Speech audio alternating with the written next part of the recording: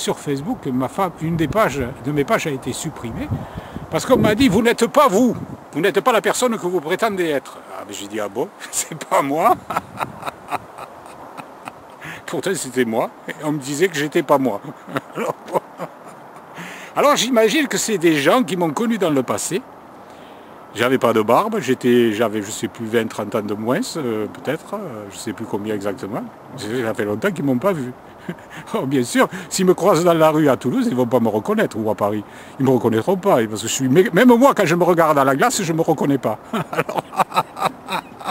Alors, imaginez ceux qui m'ont connu quand j'étais jeune, ils ne me reconnaîtront pas. Et alors sur Facebook, je suppose qu'ils ne m'ont pas reconnu, je leur dis c'est moi, j'aurais dit mon nom et tout.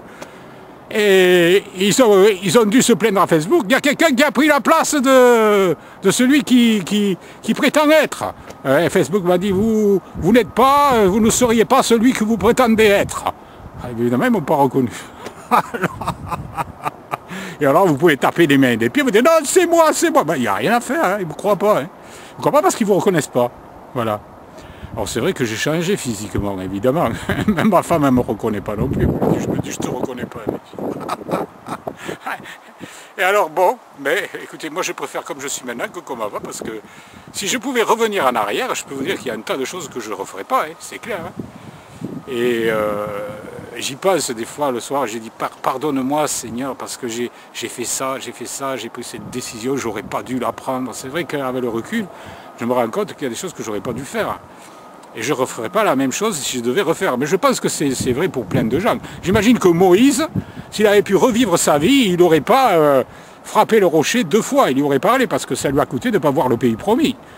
Je suis sûr que si David pouvait revivre sa vie, il ne prendrait pas Bathsheba. Hein, je suis sûr que Samson, s'il pouvait refaire sa vie, il n'écouterait pas Dalila. Bon, c'est pareil pour tout le monde. Le problème, c'est qu'on ne peut pas revenir en arrière. Alors c'est vrai qu'on peut avoir des regrets.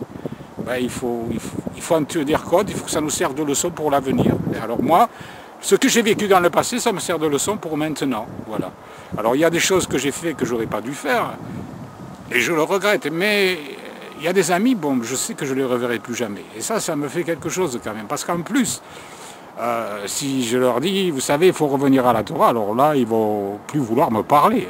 Ou je sais pas, peut-être oui, peut-être non, mais bon, en tout cas, je ne ferai pas partie de leur église, ça c'est sûr, et puis je ne prêcherai pas, hein. Ils ne m'inviteront pas à prêcher, parce qu'ils vont dire, non, on ne veut pas que tu prêches la loi, on ne veut pas que tu prêches Shabbat, non, ça ne va pas, non.